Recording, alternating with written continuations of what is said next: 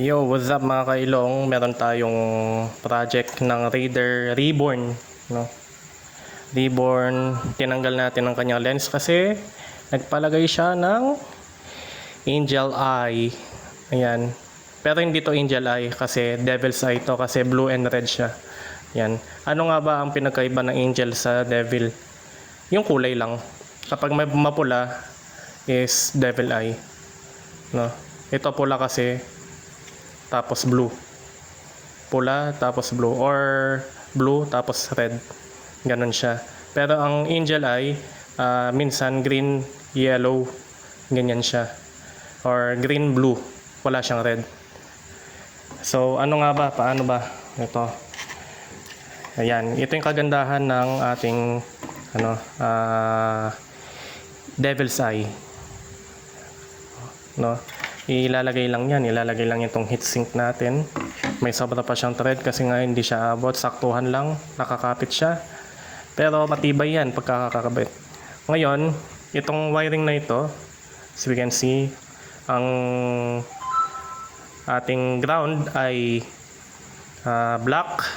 Tapos, ang kanyang low beam, no? Ito ang main na ilaw, itong red.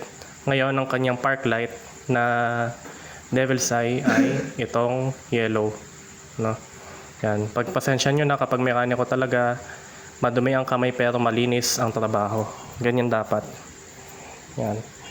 Shoutout pala kay One Garage. Ayan, kasama natin dati sa truck yan sa CIS, Clark International Speedway. Ayan. Itong blue lens pa to original pa yan, no? So, nilinis na rin natin yan. Hindi na talaga matanggal to kasi nagtagal to sa talsik. Talsik ng stock bulb. Nung napundi sigurado. Tapos, ito nabuksan na before. Ayan. Ang ginamit na pang sealant is Volcasil.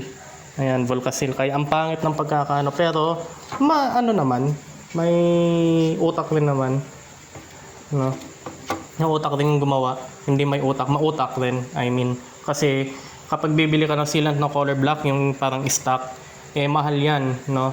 B6000 yata yung tatak nun. Parang pang cellphone, pero mas mas makapit yun. Ayan. So, ano nga ba ang ginawa natin? Bakit nabuksan to? Wala tayong hair dryer, pumutok.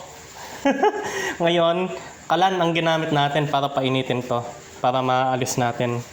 Ayan, may mga chips nga ayun, no? Halatang nabuksan dati pa, no? May mga chips siya. Pero importante dyan is hindi nataging itong gitna.